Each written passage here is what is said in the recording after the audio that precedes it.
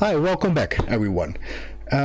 Last time we did some cool stuff with SQL Server, with a building collection we can use as sample in a concept app, and we use the Excel when you have Excel files from the customer where you can do basically the same. And in the last video I shared them both with you as community. And now we're gonna look at the ComboBox, because the ComboBox has some problems, I think. One of the problems I find is when I have a data source and I do show columns to show the columns I want, and I put the first column in and it's, for example, the business type, and then I have the second column, the ID, because I want to return that to my app to store a number in my SQL server.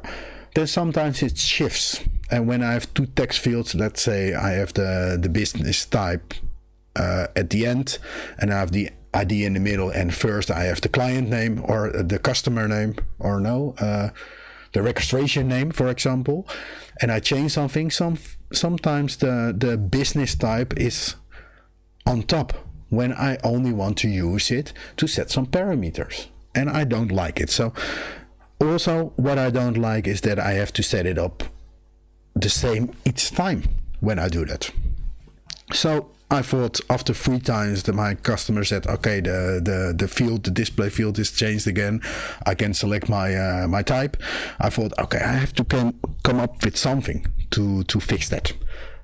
And I think I did. So let's go to PowerApps and I'm gonna show you. And again, I think this is very basic and simple solution to a problem we sometimes have, and this simple solution will make it possible just to copy the ComboBox, put in your data source, and okay, it works. Very easy. So we're gonna build it from scratch. So let's first go to the ComboBox, and we see we have a ComboBox sample here, and we're gonna build it inside out. So first we want to be able to filter our data source.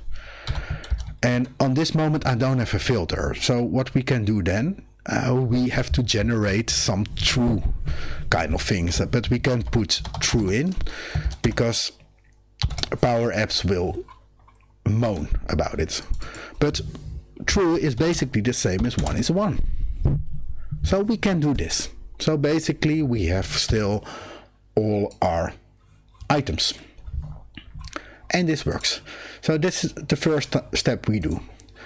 Then we want to generate some display values, output values, and when we look at the ComboBox, and we have a single, we have the double, we have the person, and the person is a little bit different because mostly I just do the double 9 out of 10 times, because I don't have the person with a picture, and sometimes I don't even like the picture, but I could. So we have a primary text, a secondary text, and a search field. And let's say the primary text, I just say display 1, and the secondary text is display 2, and the output is my ID, but the ID is maybe not the best. Let's just call it output. And when we have other output, we call it output 1 and output 2 and output 3. And when you think about it, display is before output when we put it in an alphabetic order. So this is where we work. But how can we do that? Now let's go to here, and what we're gonna do is add columns. And what add columns do is that we are able to add some columns, and PowerApps will generate like a virtual table of your data source with the extra columns. So your source doesn't change, you don't have to add something about your source, but you can make a virtual table for the ComboBox which have addition, like you have a front name and a back name and a middle name, and you want to concatenate it. You can just say we have a full name column and a concatenation of the fields of our primary data source. So this is a very handy formula, I think. So let's say first we have to make it a column, and we say this is display 1. And let's first just make it empty. We're gonna do that again, display 2, for in case we have 2 display fields.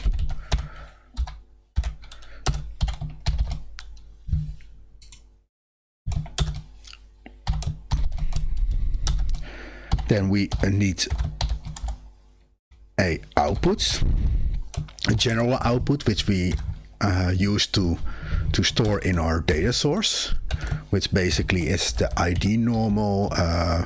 This is our, let's say, customer name, and this could be our customer city, for example. This is an example. Later on, we're gonna connect it to a data source, the ID, and let's close this. Put in a comma. Let's say we have an image. We can also say we have an image. I just made it up, and this could be for the person control if we have an image in our data source. And image, we can also do text. And I have another video about how using text in PowerApps. So when we have a data source with a text representation of pictures, for example, we can just put in an image and connect it to the field with the pictures. Okay, let's leave it at that on this moment. So let's copy this to, because this should be like this, and the filter, so it's nicely formatted. And let's put a language on Visual Basic, so we see, okay, this is okay. So now we have add columns. Now let's say we want to show only a few columns.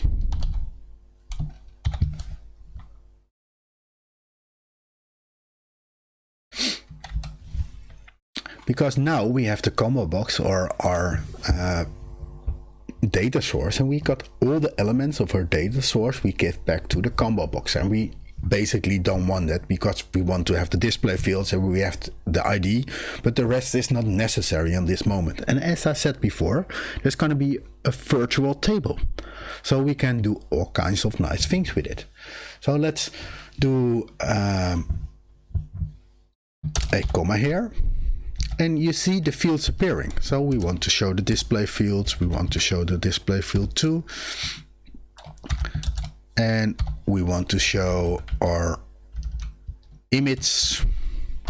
And we want to show our output. Now let's copy this part again. Go back.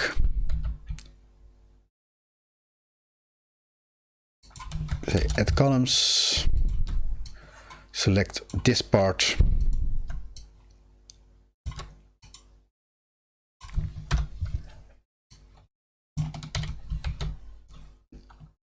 Let's copy the whole part, and now it's nicely formatted. And this is about it. It's nothing more. So let's see how this then works. When we go here, we have the display 1, secondary is display 2, and the search field could be display 1 and sometimes both fields, but that we have to do here. So we can just click that and do it like this, and we can search both fields in a double. So now let's run our PowerApps, and here we have the customer name, the customer city, and of course it's not connected to our data source yet, but we're gonna do that in just one moment. Now when we say here we want to have this, for example, in a label, because we want to get attributes out. So let's say we have to select it. And by the way, the difference between, and because it's numbers, you have to surround it with, I don't know how, it's for the text things. I don't know how it means. And here you see selected items and selected. And the thing about ComboBox, when you have a single choice, so not multiple, but a single choice ComboBox, you can best just use the selected, because selected just gives one item back, just one record, and they're an element of. So when we go to the selected and we say display name, it's gonna show the display name we're gonna select here. So let's select it, and we have the customer name. The selected items, when you use this, you're gonna return a array or a table. When you do like this, you're gonna return a table. When you pick an attribute, you're gonna have a list, an array list, just one list with attributes. So you can do different things. You can say here, this is the first, because we only have one. And first should be like this. First selected item. So we have a list of objects, and we pick the first of those objects, and from the first of those objects we have the display name. So that's the difference between selected items and selected. Selected is just the first record, only that record, and you can have an element. The selected items, also when you have one record, is an array of objects. So when you have multi-select off, it's one object only in an array, so in a table. So you have to pick the first one and put in the display. So I basically 9 out of 10 times just have to select it like this. So we can put in the display name, we can have the outputs, and we can have all the attributes, and you see there are 4 now. We defined with the show columns. So instead of the whole application, we only have the elements or the attributes we want to take out of our combo box, which we need, and not all the fields of the data set, which we don't need and will basically just be waste. And as I said, this is a virtual table, so the table here doesn't change the original collection, which is nice. So basically we can just say let's do like this first, like this. And if we now say we gonna let's show our tree, we copying this, pasting it here, dragging it down, we have another combo list ready to put some data in. So now let's put some data in here. So we had a customer list. So the only thing we have to do is just say customers, put in our data source here, and then say for the display I want to show the customer name. For the output I want to have the customer ID, and here we could say, let's say, do we have something nice? Let's do the city. And when we now go to our app, we have all our customers. Now let's do one change, because I forget to do that. Let's say here a sort by columns, and you see I do it before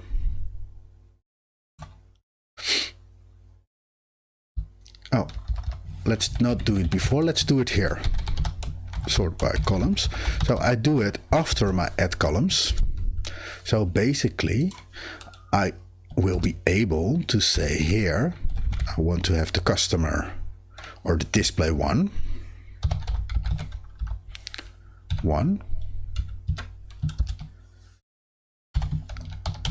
ascending. Now let's copy this again, copy this, go to here, let's paste this, Let's drag this part like this. And we are done.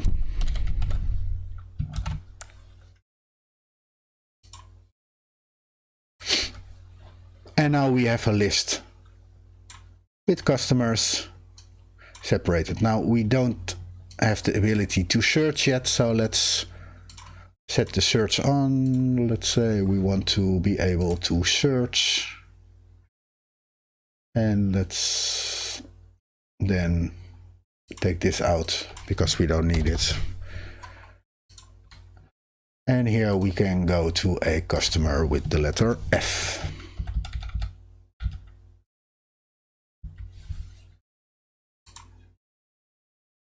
And we have a customer.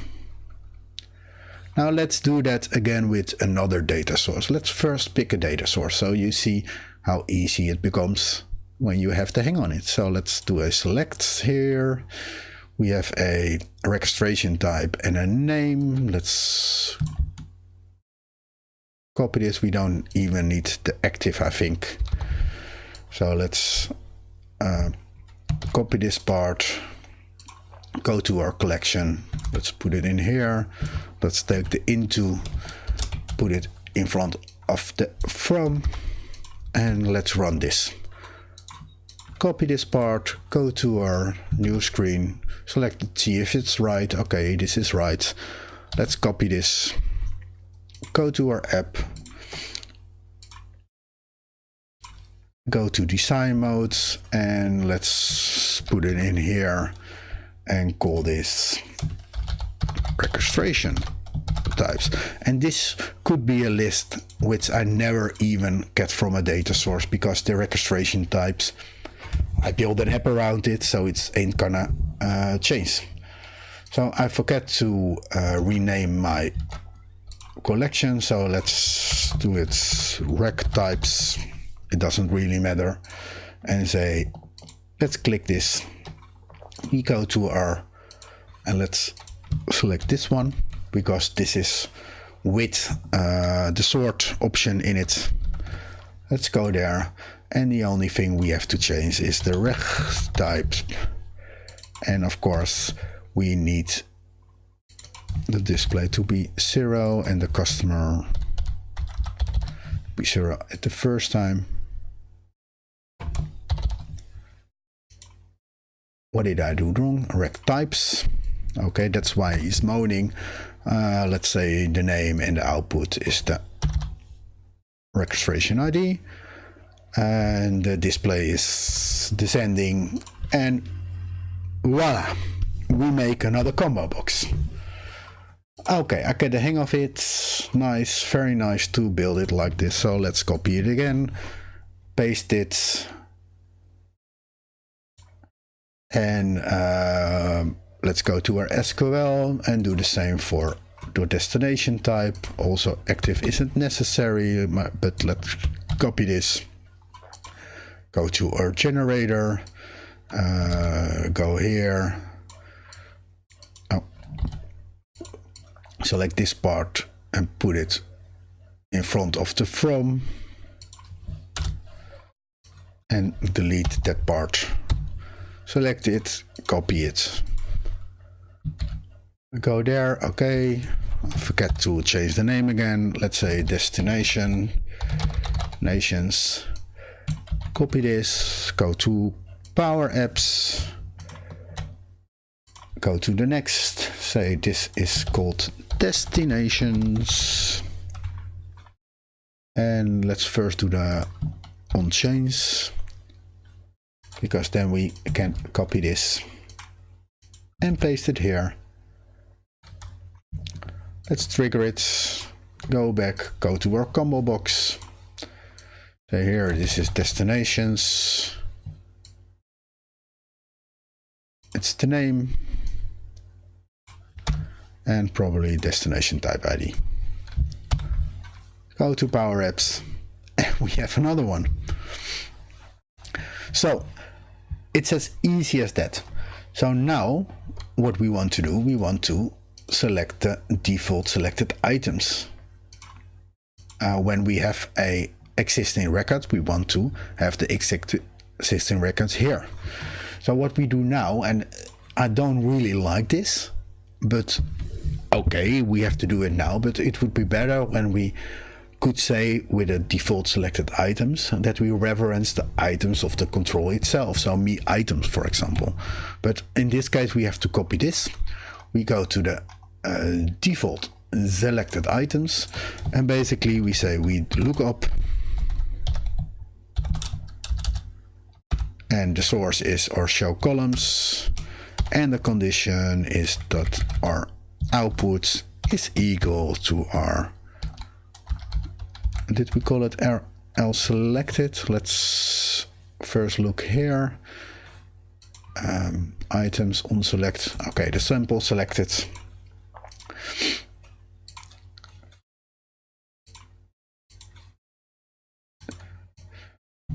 Sample selected dot ID. Customer ID. And he's moaning because I have two opening brackets here. So let's see if it works. When we select this one, it's changing. So, and when we have new, it's going to be empty. So cool, isn't it? I think so. So let's do the same for, let's say this is our customer. This field is our registration type.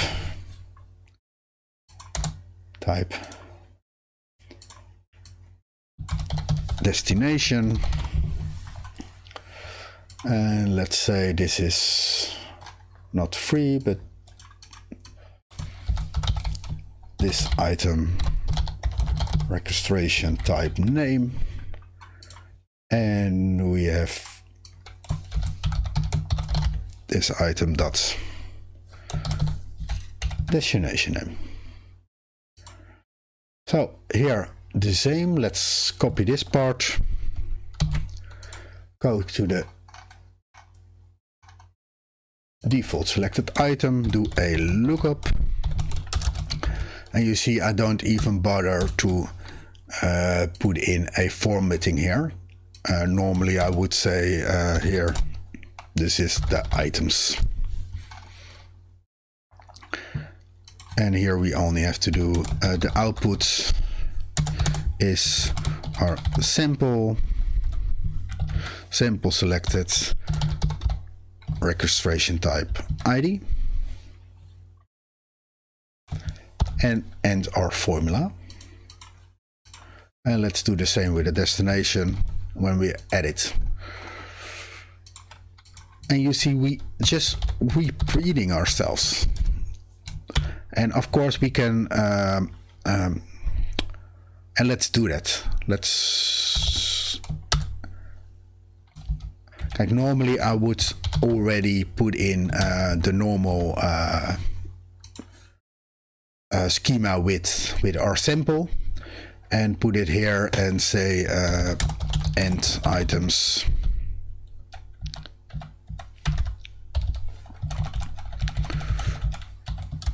and say output is sample selected dot destination type ID. And with a travel or visit,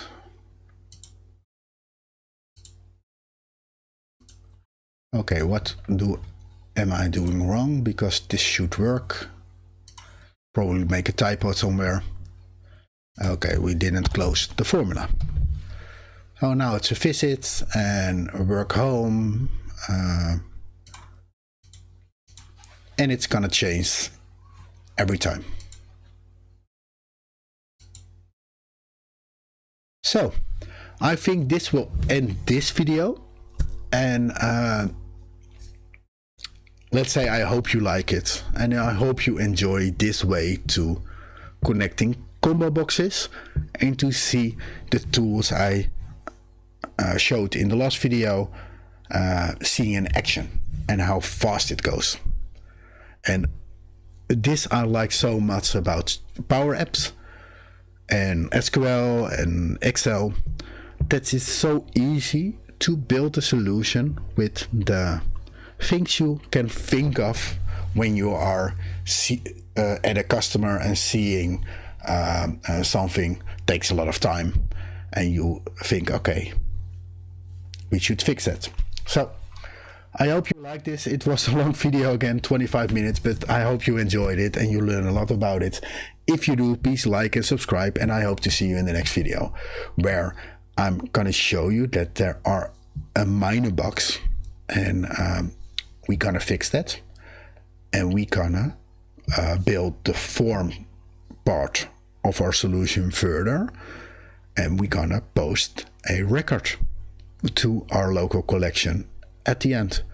But also there are some tricks and some things I'm gonna do to make it easy for us as developers to have control of our application.